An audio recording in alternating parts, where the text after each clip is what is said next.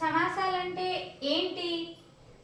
రెండు లేదా అంతకంటే ఎక్కువ పదాలు కలిసి ఒకే పదంగా ఏర్పడితే అది సమాసం అవుతుంది. అంటే ఒక పదంలో ఒకటి ఉండొచ్చు, రెండు ఉండొచ్చు, అంతకంటే ఎక్కువ పదాలు ఉండొచ్చు.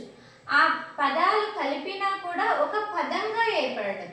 మూడు ఉండొచ్చు, రెండు ఉండొచ్చు, అలా ఎక్కువ పదాలు కలిపినా కూడా ఒకే పదంలాగా కలవడం, దాన్ని ఏమనాలి? ఏర్పడితే సమాసము అని అనాలి.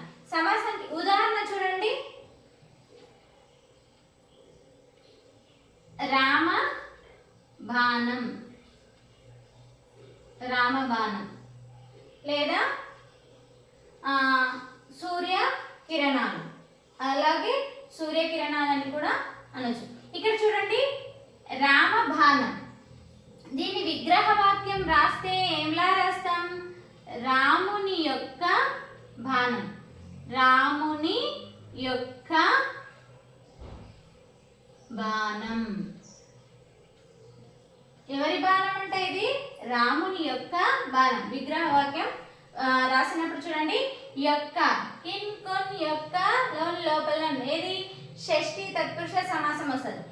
అంటే ఇప్పుడు మనము జస్ట్ సమాసం అంటే ఏంది, ఆ పదాలని పూర్వపదము ఉత్తరపదం అట్లా తెలుసుకున్నాం.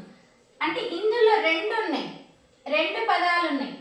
రాముడు ఉన్నాడు, బాణం ఉంది, అంటే రెండు పదాలు. రాముని యొక్క బాణం ఏమని చెప్తున్నాం ఇక్కడ? మనం రాముని యొక్క బాణం అనేది పెద్దగా చెప్పే కంటే మనం దాని గురించి ఎలా చెప్తున్నాం? రామబాణం. ఎలా చెప్తున్నాం?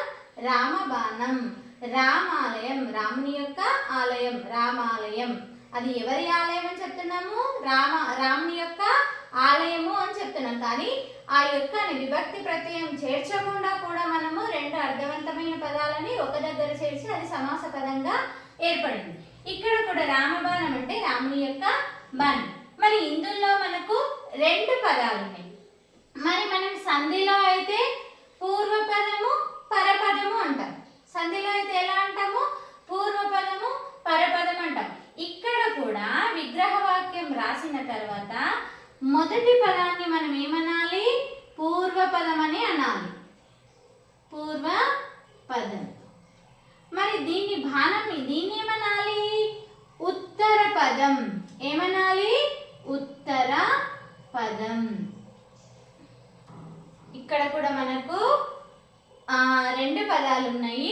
దీంట్లో మనము మొదటి పదాన్ని పూర్వపదమని, రెండవ పదాన్ని ఏమంటున్నాము? ఉత్తర పదమని అంటున్నాం. సమాసాల్లో మనము మొదటి పదాన్ని పూర్వపదం అనాలి, రెండవ పదాన్ని ఉత్తర పదమని అనాలి. ఇక్కడ మనము ఇది సమాసం. సమాసంలో రెండు ఉండొచ్చు, లేదా అంతకంటే ఎక్కువ పదాలు ఉన్నా కూడా ఒక పదంగా కావడాన్ని సమాసం అని అనాలి. దీని విగ్రహ వాక్యం రాసినప్పుడు మనకి ఏవైతే విభక్తి ప్రత్యయాలు వస్తాయో ఆ సమాసాలని మాత్రం ఏమనాలి? తత్పురుష సమాసాలు అనాలి. తత్పురుష సమాసాలు, ద్వంద్వ సమాసం, ద్విగు సమాసము, బహుర్విహి సమాసం, ఇలా చాలా మనకు సమాసాలు ఉన్నాయి. అందులో మనము మొదట విభక్తి ప్రత్యయాలతో ఏర్పడేటువంటి తత్పురుష సమాసాల గురించి మనం ఈరోజు తెలుసుకుందాం. ఈరోజు మనము విభక్తి ప్రత్యయాల గురించి తెలుసుకుందాం. విభక్తి ప్రత్యయాలు నేర్చుకుంటే మనకు సమాసాలు కూడా ఈజీ అవుతాయి. విభక్తి ప్రత్యయాలు మనకు ఎందుకు అవసరం అనేది మనం ఇప్పుడు కొన్ని వాక్యాలు చదివిన తర్వాత అర్థమవుతుంది. ఒకసారి ఈ వాక్యాలు చూడండి.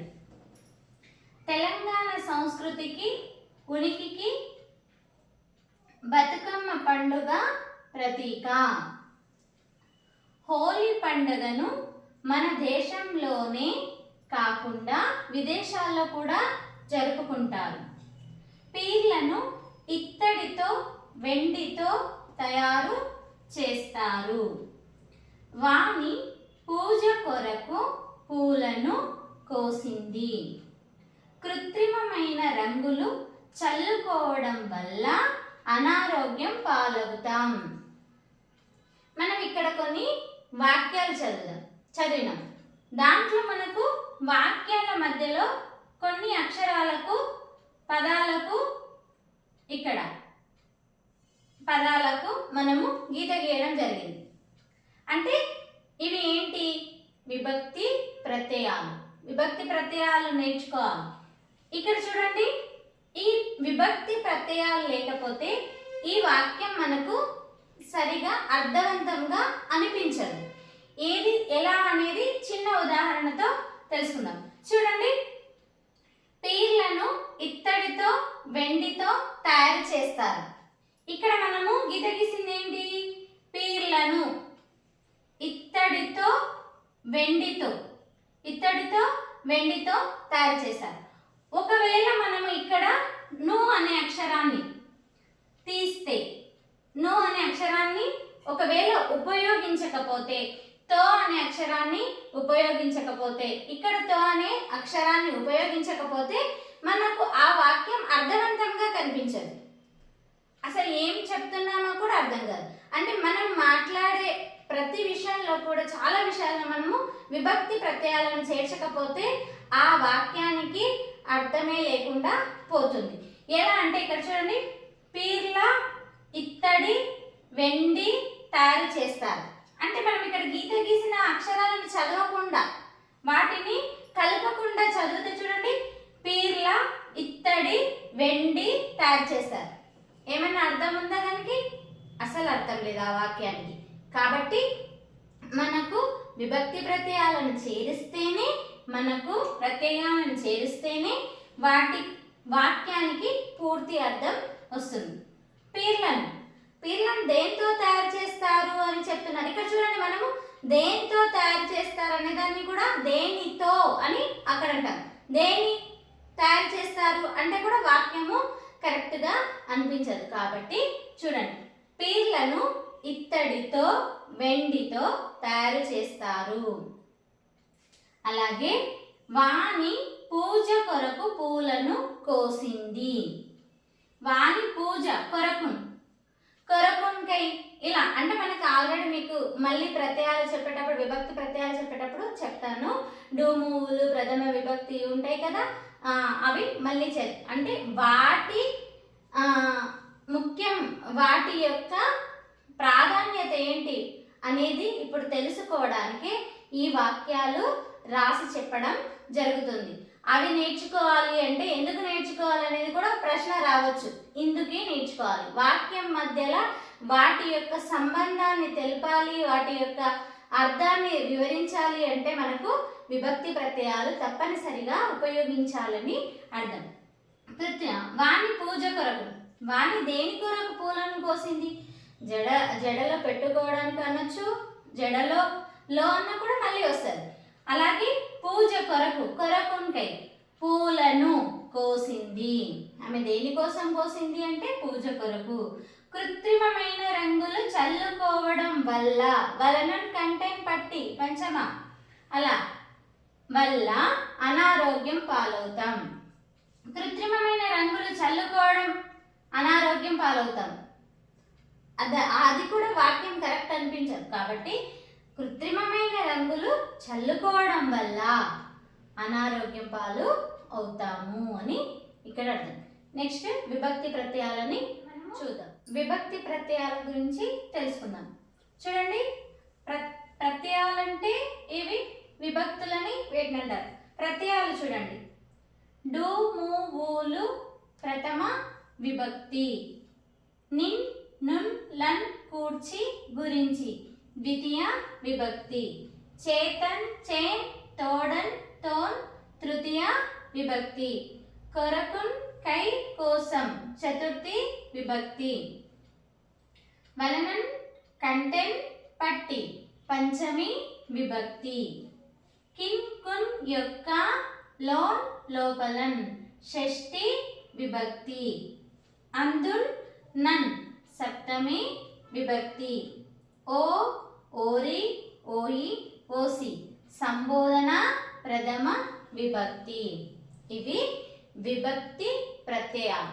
మనం ఇంతకుముందు కొన్ని వాక్యాలు చదివినప్పుడు ఆ పదాల మధ్యల సంబంధాన్ని తెలపడానికి ఉపయోగించినవే విభక్తి ప్రత్యయాలు. అందులో మనకు ఇవి నేర్చుకుంటేనే అర్థమవుతాయి. మనకు ఇవి చూడండి బాగా నేర్చుకోవాలి. మనం సమాసాలు తత్పురుష సమాసాలన్నీ కూడా విభక్తి ప్రత్యయాలను ఉపయోగించేటివి తత్పురుష సమాసాలు. ప్రథమ తత్పురుష సమాసం, ద్వితీయ తత్పురుష సమాసం, తృతీయ తత్పురుష సమాసం, చతుర్థి తత్పురుష సమాసం, పంచమి తత్పురుష సమాసం, షష్ఠి తత్పురుష సమాసం, సప్తమి తత్పురుష సమాసం. అంటే తత్పురుష సమాసాలన్నిటికీ కూడా మనము విభక్తి ప్రత్యయాలను ఉపయోగించే సమాసాలు చెప్తాం. అలా ఇవి విభక్తి ప్రత్యయాలు మనము తప్పకుండా నేర్చుకోవాలి. ఇక్కడ చూడండి, మనకు ప్రథమ విభక్తికి డు, ము, వు, లు. అలాగే రెండవ దానికి ని, నన్ పొల్లు అక్షరం అనేది మనకు బ్రాకెట్లో ఉంది. ఈ పొల్లు అక్షరాలు అనేటివి పూర్వం అప్పుడు ఎక్కువగా వాడేవాళ్ళు, కానీ నేడు ఎక్కువగా వాడుకలో లేవు. పద్య భాగంలో పద్యానికి మాత్రమే పొల్లు అక్షరాలు ఉపయోగించడం జరుగుతుంది. మిగతా దానిలకు తక్కువ, ఇక్కడ కూడా ఉపయోగించారు ఎక్కువ. కాబట్టి మనము ని, ను, లా, కూర్చి, గురించి, ఇది ఏంటి ద్వితీయ తత్పురుష ద్వితీయ విభక్తి. చేత, చే, తోడ, తో. అంటే ఇక్కడ మనకు చేతన్, చేన్, తోడన్, తోన్. కానీ మనం గుర్తుపెట్టుకోవాల్సింది ఏంటి, పొల్లు అక్షరాలను బ్రాకెట్లో పెట్టింది కాబట్టి మనము చేత, చే, తోడ, తో. అంటే ఈ పదాలు ఇవి వచ్చే దగ్గర మనం అది ఏమనుకోవాలి, తృతీయ అనుకోవాలి.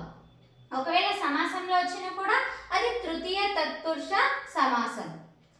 అలాగే నాలుగవది కొరకున్, కై అంటే కోసం. కొరకు, కై కోసం అంటే చతుర్థి విభక్తి. అలాగే వెలనం, కంటె, పట్టి పంచమి విభక్తి. కిన్ అంటే కి, కు, యొక్క, లో, లోపల. ఎక్కువ మనకు సమాస పదాలు ఇంటర్మీడియట్లో కానీ 10th కానీ ఎక్కువ సమాస పదాలు వచ్చేది దేంట్లో అంటే ఎక్కువ షష్ఠి విభక్తిలోనే వస్తాయి. రామబాణం, రాముని యొక్క బాణం. ఇలా ఎక్కువ సప్తమి, షష్ఠి ఈ రెండు చాలా ఎక్కువగా రావడం జరుగుతుంది. అలాగే చూడండి, కిన్, కున్, యొక్క, లో, లోపల. కి, కు, యొక్క, లో, లోపల. అంటే చూడండి, ఇంతకుముందు కూడా మనము చెప్పిన వాక్యాల్లో ఎక్కువ రావడం జరిగింది. ఆమెకు, పూజకు, ఇట్లా పూజ కొరకు, ఇట్లా కొన్ని ఉన్నాయి కదా. ఇక్కడ చూడండి, కి, కు, యొక్క. రామబాణం అంటే రాముని యొక్క బాణము. అలా యొక్క వచ్చిందంటే షష్ఠి తత్పురుష సమాసము అని అనుకోవాలి. విగ్రహ వాక్యం రాసినాక యొక్క వచ్చిందంటే మనము దాన్ని షష్ఠి తత్పురుష సమాసం అనుకోవాలి. ఇక్కడ మనం విభక్తి ప్రత్యయాల గురించి చెప్తున్నాం కాబట్టి అందు, నన్, అందున్, నన్ ఈ పొల్లు అక్షరాలు లేకుండా ఎందుకు చెప్తున్నా అంటే ఇప్పుడు ఎక్కువ మనం వాక్యం రాసినప్పుడు ఎక్కువ ఈ పొల్లు అక్షరాలు మనకు రావు కాబట్టి ఇవి నేర్చుకోవాలి. కాకపోతే మీరు బట్టి పట్టేటప్పుడు బాగా గుర్తు పెట్టుకునేటప్పుడు మాత్రము ఈ పొల్లు అక్షరాలను కలిపి నేర్చుకోవాలి. ఎలా అంటే డూమువులు ప్రథమ విభక్తి, నిన్నులను కూర్చి, గురించి ద్వితీయ విభక్తి, చేతన్, చేన్, తోడన్, తోన్ తృతీయ విభక్తి, కొరకున్, కై కోసం చతుర్థి, వలనన్, కంటెన్, పట్టి పంచమ విభక్తి, కిన్, కున్, యొక్క, లోన్, లోపల షష్ఠి, అందున్, నన్ సప్తమి, ఓ, ఓరి, ఓయి, ఓసి సంబోధన ప్రథమ విభక్తి. కొన్ని గుడ్డి గుర్తులు ఏం పెట్టుకోవాలి, డూమువులు అంటే మొదటిదే కాబట్టి ఖచ్చితంగా మీకు గుర్తుంటుంది. డూమువులు ప్రథమ విభక్తి అనేది గుర్తుంటుంది. నిన్, ను, లన్, కూర్చి, గురించి ఇది ఏంటి ద్వితీయ. చేతన్, చేన్, తోడన్, తోన్ తా, తా, తా వచ్చింది కాబట్టి తృతీయ అని గుర్తుపెట్టుకోవాలి. చేతన్, చేన్, తోడన్, తోన్ అంటే తా, తా, తా అంటే తృతీయ.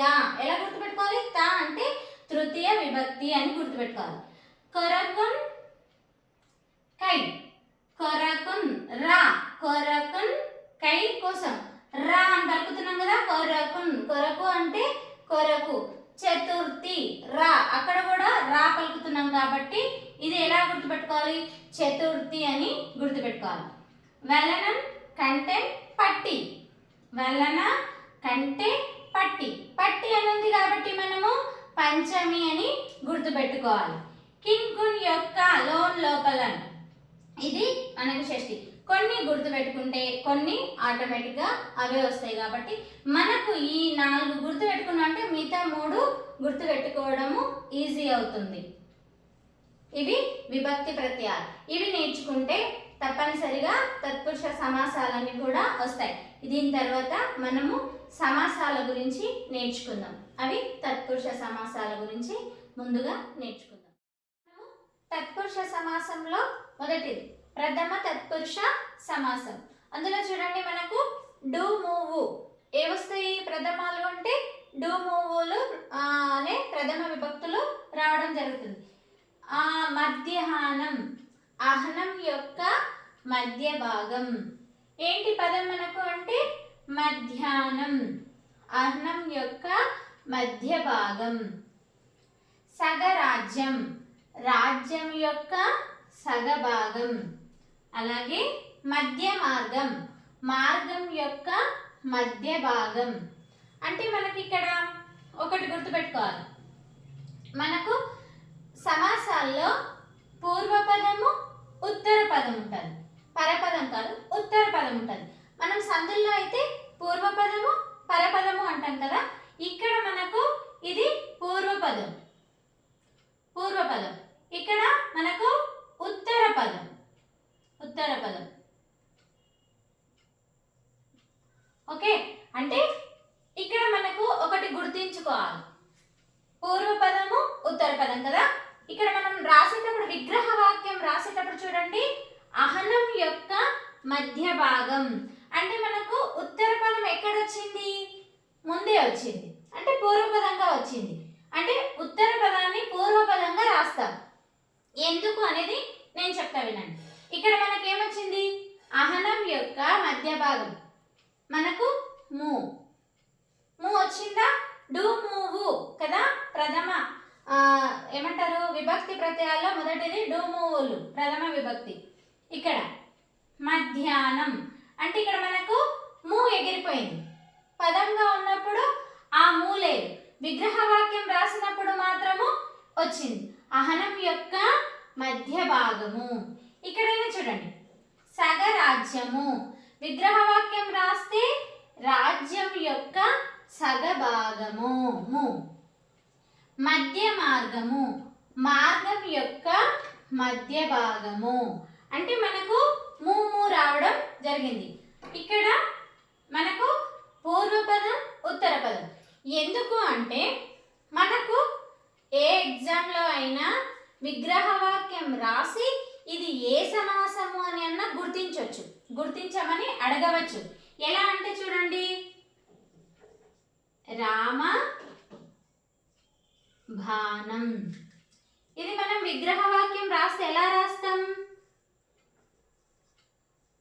రాముని యొక్క బాణం, రాముని యొక్క బాణం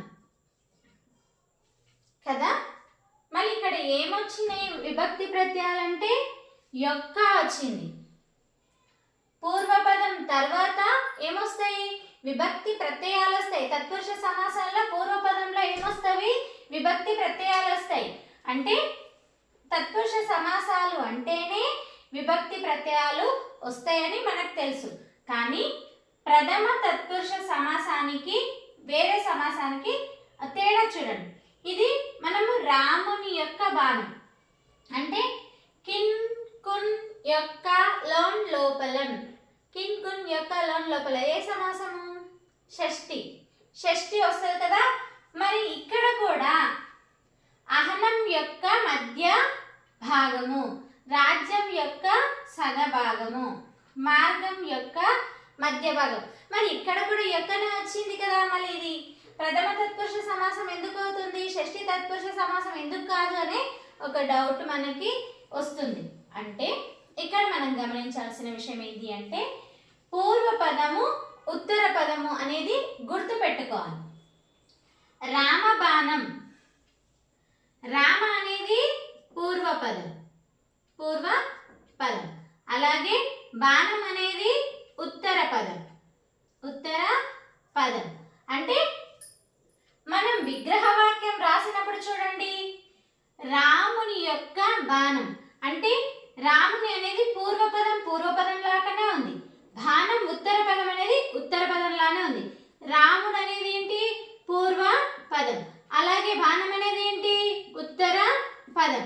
అంటే ఇక్కడ విభక్తి ప్రత్యయాలు చేరినాయి కానీ పూర్వపదం అలాగే ఉంది, ఉత్తర పదం అలాగే ఉంది. అంటే ఇక్కడ పదంలో పూర్వపదం లానే ఉత్తర పదం లానే ఉంది, కాకపోతే విభక్తి ప్రత్యయం ఒకటి చేరింది. అంటే ఈ రెండు మార్పు చెందలేదు. కానీ మనము ప్రథమ తత్పురుష సమాసంలో మాత్రము మనకు మార్పు చెందింది. ఎలా అంటే ఉత్తర పదాన్ని పూర్వపదంగా రాసినాం, పూర్వపదాన్ని ఉత్తర పదంగా రాసినాం. అహనం అనేది ఇక్కడ ఏముంది? ఉత్తర పదం ఉంది. మధ్య భాగం మధ్యాహ్నం, అనేది మధ్య భాగం అనేది ఎలా ఉంది? ఇక్కడ పూర్వపదంగా ఉంది. కాబట్టి మనకు ఎప్పుడైనా కాంపిటేటివ్ ఎగ్జామ్లో వచ్చినప్పుడు పదాన్ని చూడాలి, పదాన్ని చూసి అది పూర్వపదంగానే ఉందా లేదంటే ఉత్తర పదం వచ్చి పూర్వపదంగా చేరిందా గుర్తు పెట్టుకోవాలి. అది కూడా మన ప్రథమ తత్పురుష సమాసంలో. మీకు ఇప్పుడు బాగా తేడా అర్థమంటది. 3 ఉదాహరణలు చూడండి, అలాగే రాయడం జరిగింది. సగరాజ్యము, సగము అనేది కూడా ఇక్కడ పూర్వపదం కదా, రాజ్యము అనేది ఏంటి? ఉత్తర పదం. అలాగే ఇక్కడ కూడా మధ్య మార్గము, మార్గం అనేది ఇక్కడ ఏది? పదంగా ఉన్నప్పుడు ఉత్తర పదం, మధ్య అనేది ఏంది? పూర్వ పదం. అంటే మనకు విగ్రహవాక్యంగా రాసినప్పుడు ఉత్తర పదము పూర్వపదంగా రాసినాము, పూర్వ పదాన్ని ఉత్తర పదంగా రాసినాం. ఈ గుర్తు మనం ఎప్పటికీ గుర్తించుకోవాలి. ఇలా గుర్తించుకుంటేనే మనము ఈ షష్ఠీ తత్పురుష సమాసానికి దీనికి ప్రథమ తత్పురుష సమాసానికి తేడా గుర్తించగలుగుతాం. ఎందుకంటే మనకి ఎగ్జామ్లో ఇలా కూడా ఇవ్వచ్చు. ఫస్ట్ రాముని యొక్క బాణము అని ఇవ్వచ్చు, దీన్ని ఏ సమాసము గుర్తించండి అని కూడా ఇవ్వచ్చు. అలాగే ఇక్కడ అహనం యొక్క మధ్య భాగము అని ఇచ్చి మనకు ఏ సమాసము గుర్తించమని ఇవ్వచ్చు. అప్పుడు మనం ఏం చేస్తాం? టక్కున యొక్క అని చూసైనా ఎంబడి ఏం చేస్తాము? యొక్క కిన్ కున్ యొక్క లోపల అని అనుకున్నామంటే వెంటనే ఏం చేస్తాం? షష్ఠీ తత్పురుష సమాసం అని పెట్టేస్తాం. కాబట్టి మనము ఆ పదాన్ని బాగా చూసి ఇది విగ్రహవాక్యము పదముగా ఏర్పడితే ఎలా ఉంటుంది, విగ్రహవాక్యం రాస్తే ఎలా ఉంటుంది అనేది మనము గుర్తించుకోవాలి. తత్పురుష సమాసంలో రెండవ ద్వితీయ తత్పురుష సమాసం. ఇది ఎలా ఏర్పడుతుంది? ద్వితీయ విభక్తులతో ఏర్పడుతుంది. నిన్నులన్ కూర్చి గురించి. ద్వితీయ విభక్తుల ప్రత్యయాలు ఏముంటవి అంటే నిన్నులన్ కూర్చి గురించి, వాటితో ఏర్పడేది ద్వితీయ తత్పురుష సమాసం. చూడండి మనకు ఎలా ఉంటది అంటే పూర్వపదంలోనే ద్వితీయ విభక్తులు రావడం జరుగుతుంది. ఇక్కడ విద్యార్థి, విద్యను అర్థించువాడు. ఇక్కడ ఏమొచ్చింది పూర్వపదంలో? ను, విద్యను అర్థించువాడు ఏంటి? విద్యార్థి. నెక్స్ట్ సెకండ్ వన్ చూడండి, గాలి మేపరి, గాలిని తినేవాడు. ని, పూర్వపదంలో ఏమొచ్చింది? విభక్తి ప్రత్యయం ని వచ్చింది. చక్రధరుడు, చక్రమును ధరించువాడు. ఎవరు? చక్రధరుడు, చక్రమును ధరించువాడు. మనకు ద్వితీయ విభక్తి ప్రత్యయాలు వచ్చినాయా? ని, ను, లన్, కూర్చి, గురించి అనేటివి వస్తాయి. ఇక్కడ విద్యార్థి అంటే విద్యను అర్థించేవాడు. ఇదేంటి? పూర్వపదం, ఇక్కడ ఉత్తర పదం. ఓకే, మీకు ఆల్రెడీ ఇంతకుముందు కూడా చెప్పిన. ఇక్కడ నీ వచ్చింది, ఇక్కడ నో వచ్చింది మళ్ళా. అంటే విద్యార్థి అంటే విద్యను అర్థించువాడు, గాలి మేపరి అంటే గాలిని తినేవాడు. చక్రధరుడు చక్రమును ధరించువాడు. ఇది ద్వితీయ తత్పురుష సమాసం. నేను, లన్, కూర్చి, గురించి అనే విభక్తి ప్రత్యయాలు వచ్చింది ఏ పదంలో అన్నా అంటే అది ద్వితీయ తత్పురుష సమాసం అని గుర్తుపెట్టుకోవాలి. తర్వాత మూడవది తృతీయ తత్పురుష సమాసం. ఇది ఎలా ఏర్పడుతుంది? తృతీయ విభక్తి ప్రత్యయాలతో ఏర్పడుతుంది. అంటే చేతన్, చేన్, తోడన్, తోన్ అనే విభక్తి ప్రత్యయాలతోటి ఈ సమాసం పదాలు ఏర్పడడం జరుగుతుంది. చూడండి ఎలా. వయోవృద్ధుడు వయస్సు చేత వృద్ధుడు. మనకి ఇక్కడ ఏమొచ్చింది? చేత. మనకేమున్నాయి విభక్తి ప్రత్యయాలు? చేతన్, చేన్, చే అంటే చేత, చే, తోడ, తోన్. ఓకేనా? అలా చూడండి. ఇక్కడ మనకి ఏమొచ్చింది పూర్వపదంలో? చేత. పూర్వపదము ఏమొచ్చింది? చేత. అంటే ఇది తృతీయ విభక్తి ప్రత్యయం. చేతన్, చేన్, తోడన్, తోన్. ఔషధ హీనుడు ఔషధము చే హీనుడు. ఇక్కడ చే వచ్చింది. నూనె దీపాలు నూనెతో తో. చేతన్, చేన్, తోడన్, తోన్. నూనెతో కూడిన దీపాలు. విద్యాధికుడు విద్య చేత అధికుడు. చూడండి మనకు విభక్తి ప్రత్యయాలు ఏమొచ్చినాయి? తృతీయ విభక్తి ప్రత్యయాలు వచ్చినాయి. కాబట్టి ఇక్కడ మనకు ఇదేంటి? తృతీయ తత్పురుష సమాసము. తృతీయ అంటే చేతన్, చేన్, తోడన్, తోన్ అని గుర్తుపెట్టుకోవాలి. వయోవృద్ధుడు అంటే వయసు చేత వృద్ధుడు. ఔషధహీనుడు అంటే ఔషధముచ్చే హీనుడు. నూనె దీపాలు నూనెతో కూడిన దీపాలు. విద్యాధికుడు విద్య చేత అధికుడు. నెక్స్ట్ చతుర్థి తత్పురుష సమాసం. దీంట్లో ఏమి విభక్తి ప్రత్యయాలు వస్తాయి? కొరకున్, కై. ఏవొస్తాయి? కొరకున్, కై, కోసం. కొరకున్, కై, కోసం. అంటే చూడండి, పొట్ట కూడు పొట్ట కొరకు కూడు. కోటి విద్యలు కూటి కొరకే అంటారు కదా, అట్లా ఇది కూడా పొట్ట కొరకే. మనం బతికేదంతా చేసేదంతా ఎందుకు? పొట్ట కొరకే అంటారు కదా, అట్లా ఇక్కడ పొట్ట కూడు అంటే పొట్ట కొరకు కూడు. శివ పూజ శివుడి కొరకు పూజ. ఎవరికి పూజ? ఎవరి కొరకు? శివుడి కొరకు పూజ. యజ్ఞ వేదిక యజ్ఞం కొరకు వేదిక.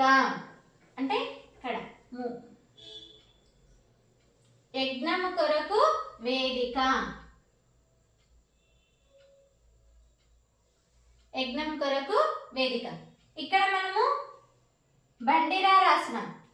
ఈ రాయన వాడచ్చు, ఈ రాయన వాడచ్చు. అంటే మనం ఇప్పుడు ఎక్కువ వాడుక భాషలో ఈ రానే దీని బదులు ఈ రా వాడుతున్నాం. కాబట్టి ఇది రాసిన తప్పు లేదు. చూడండి మళ్ళీ ఒకసారి. పొట్ట కూడు అంటే పొట్ట కొరకు. ఏ విభక్తి ప్రత్యయాలు వచ్చినాయి మనకు? కొరకున్, కై, కోసం అనేటివి ఉన్నాయి కదా చతుర్థి తత్పురుష దాంట్లో. ఇక్కడ కొరకు వచ్చింది కదా, పొట్ట కొరకు కూడు. అలాగే శివ పూజ శివుడి కొరకు పూజ. యజ్ఞ వేదిక యజ్ఞం కొరకు వేదిక. ఇది చతుర్థి తత్పురుష సమాస పదాలు. నెక్స్ట్ పంచమి తత్పురుష సమాసం. పంచమి తత్పురుష సమాసంలో ఏమొస్తాయి? విభక్తి ప్రత్యయాలు ఏమొస్తాయి? వలనన్, కంటెన్, పట్టి. వలనన్, కంటెన్, పట్టి.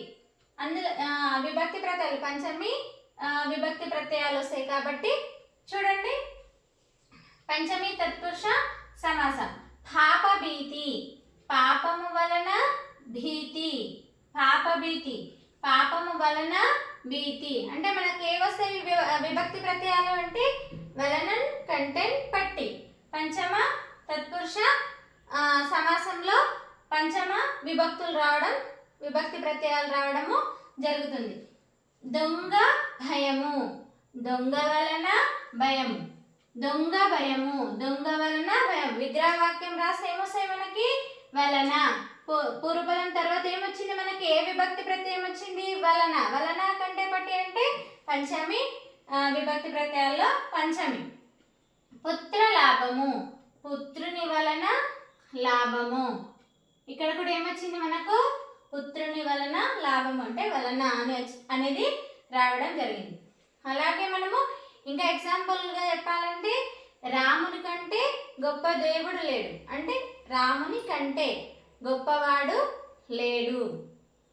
అలా శివుడి కంటే గొప్పవాడు లేడు. ఇట్లా అంటే కంటే, దాని కంటే ఇది పెద్దది, ఈ విషయం కంటే ఆ విషయం చాలా పెద్దది అంటాం కదా, అట్లా. అంటే ఈ పంచమి విభక్తి ప్రత్యయాలు వలనన్, కంటే, పట్టి అని ఏవైతే వస్తాయో, ఏ పదాలైతే ఆ విభక్తి ప్రత్యయాలతో మనకు పదం ఏర్పడుతుందో, విగ్రహ వాక్యం రాసినప్పుడు వస్తుందో అది పంచమి తత్పురుష సమాసం.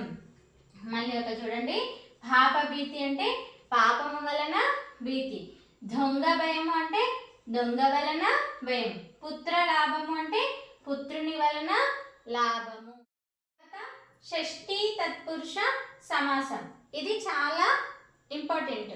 ఎందుకంటే మనకు తత్పురుష సమాసాల్లో ఎక్కువగా పదాలు కనబడేటివి షష్ఠీ తత్పురుష సమాసంలో, అలాగే సప్తమి తత్పురుష సమాసాల్లో ఈ రెండిట్లో ఎక్కువగా కనబడతాయి. మనకి ఎక్కువ పదాలు కనిపించేవైతే వీటిలోనే. అది చూడండి, దీంట్లో ఏమొస్తాయి విభక్తి ప్రత్యయాలు అంటే షష్ఠీ విభక్తి ప్రత్యయాలు రావడం జరుగుతుంది. ఎలా? కిన్, కిన్, కున్ యొక్క లోన్ లోపలన్, కి, కు యొక్క లోపల, ఇలా లోపల అంటే పొల్లు అక్షరాలు తీసేస్తే. ఇక్కడ చూడండి, ధనపతి, ధనమునకు పతి. కి, కు. నెక్స్ట్ పరోపకారి, పరులకు ఉపకారి. ఇక్కడ కూడా ఏమొచ్చింది? కు. కి, కు, కిన్, కున్ యొక్క లోపల, కి, కు రావాలి కదా, అలా. కవీశ్వరులు, కవులలో ఈశ్వరులు. శబ్ద దాటి, శబ్దము యొక్క ధాటి. యొక్క అనేది చాలా ఎక్కువ వస్తుంది. మనం మొదట రామబాణము అని చెప్పేది, మొదట రాముని యొక్క బాణము. ఎక్కువగా సమాస పదాలు ఉదాహరణ చెప్పినామంటే ఖచ్చితంగా ఆ పదాన్ని వాడతాం. యొక్క ఎక్కువగా ఉపయోగించి చెప్పడం జరుగుతుంది. షష్ఠీ తత్పురుష సమాసము అంటేనే ఈ ఉదాహరణ యొక్క వచ్చే విభక్తి ప్రత్యయం వచ్చేటువంటి ఉదాహరణని ఖచ్చితంగా చెప్తూ ఉంటారు. ఇక్కడ కూడా చూడండి, యొక్క మనకు కి, కు యొక్క లోపల రావాలి కదా, కి, కు వచ్చింది ఇక్కడ. ధనమునకు పతి, ధనపతి అంటే ధనమునకు పతి. నెక్స్ట్ పరోపకారి, పరులకు ఉపకారి, కి వచ్చింది. కవులలో ఈశ్వరులు, కవీశ్వరులు అంటే కవులలో వచ్చింది కదా, కవులలో ఈశ్వరులు, కవులలో ఈశ్వరులు. శబ్దము యొక్క ధాటి, శబ్ద ధాటి అంటే శబ్దము యొక్క ధాటి. ఇది షష్ఠీ తత్పురుష సమాస పదాలు. నెక్స్ట్ సప్తమి తత్పురుష సమాసం. ఇందులో ఏవి సప్తమి విభక్తి ప్రత్యయాలు రావడము జరుగుతుంది. ఏది? అందున్, నన్. అందున్, నన్ అంటే చూడండి, మనోవేదన, మనసు నందలి వేదన. విగ్రహ వాక్యం రాసి ఏమొచ్చింది మనకు? మనస్సు నందలి, నందలి అంటే అందలి, అందున్ నన్ కదా, అందు. ఎందలి అన్నా అందలి అన్నా ఒకటి. మనస్సు నందలి వేదన. ధనుర్విద్యా కౌశలం, ధనుర్విద్య యందు కౌశలం. ఉదతి నీరు, ఉదతి నందు నీరు, ఉదతి నందలి నీరు. ఉదది నీరు, ఉదది నందలి నీరు అంటే సముద్రం.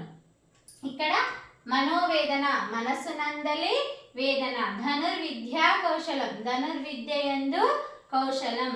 ఉదది నీరు, ఉదది నందలి నీరు. అందున్నన్ అనేది సప్తమి తత్పురుష సమాసం. అంటే అందున్నన్ విభక్తి ప్రత్యయాలతో వచ్చినటువంటి సమాస పదాలు ఏవి అంటే ఇవి: మనోవేదన మనసునందలి వేదన, ధనుర్విద్య కౌశలం ధనుర్విద్య యందు కౌశలం, ఉదది నీరు అంటే ఉదది నందలి నీరు. నహి తత్పురుష సమాసం ఇది కూడా ఇంపార్టెంట్. ఎందుకంటే ఇది వ్యతిరేక అర్థంతో వస్తుంది. ఈ సమాసం నహి తత్పురుష సమాసం. నహి తత్పురుష సమాసంలో విగ్రహ వాక్యం రాసినప్పుడు మనకి ఎలాంటి పదాలు వస్తాయో చెప్తా వినండి. కానిది లేనిది అని వ్యతిరేక అర్థాన్ని కలిగి ఉంటే దానిని నహి తత్పురుష సమాసం అంటారు. దాంట్లో మనకు ఇచ్చిన పదంలో ఏముండాలి? మనం విగ్రహ వాక్యం రాసినప్పుడు అంటే కానిది లేనిది. అంటే సపోజ్ అన్యాయం అంటాం, న్యాయం కానిది. ఇక్కడ మనకు ఉదాహరణలు కూడా చూడండి. అనంతం అంతము లేనిది. చూడండి మనకేమొచ్చింది? విగ్రహ వాక్యం రాస్తే లేనిది అని వచ్చింది కదా. మనకు ఇక్కడ ఇచ్చింది కూడా ఎట్లుంది? విగ్రహ వాక్యం రాసినప్పుడు దాంట్లో ఏముండాలి? కానిది లేనిది అనే వ్యతిరేక అర్థాన్ని కలిగి ఉంటే దాన్ని నహి తత్పురుష సమాసం అని అనాలి అని. ఇక్కడ అనంతము అంతము లేనిది, అసత్యము సత్యము కానిది వచ్చిందా? కానిది అనేది కూడా వచ్చింది కదా, లేనిది కానిది. అలాగే అధర్మము ధర్మము కానిది. దీన్ని ఏమనాలి? ఈ పదాలని అసత్యము, అధర్మము, అనంతము, అన్యాయము, న్యాయం కానిది అనుకోండి.